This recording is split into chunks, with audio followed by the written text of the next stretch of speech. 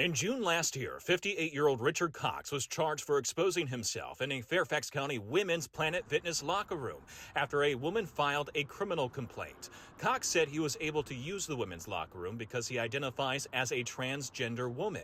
Descano declined to prosecute Cox, and a judge ultimately dismissed the charge. Around that time, Cox admitted in court records he also used the Lee Highway Planet Fitness women's locker room, which is right next door to a Jolly Ollie indoor playground for kids.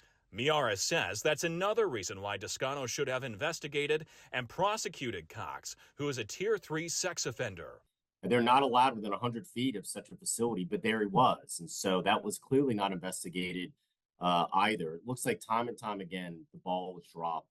And so I guess my message is if you're not willing to do your job, the prosecutors in the Attorney General's criminal division are some of the best prosecutors we have in the entire Commonwealth.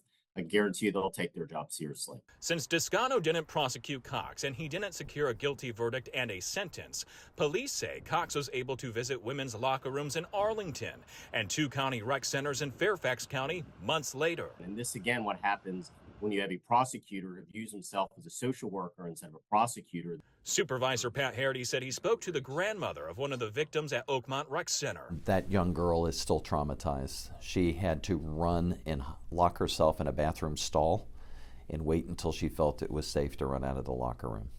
I mean, it's horrifying that a child should have to go through that. Right now, police say Cox is facing 15 charges in Arlington County after visiting Arlington's Barcroft Sports and Fitness Center, Wakefield High School, and Washington Liberty High School, which have pools open to the public after school hours. Cox is accused of using the women's locker rooms and exposing himself to women and children.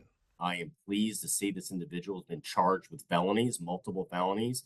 And I know the preliminary hearing will be something to get a lot of attention on March 3rd. And we will be monitoring and reviewing that.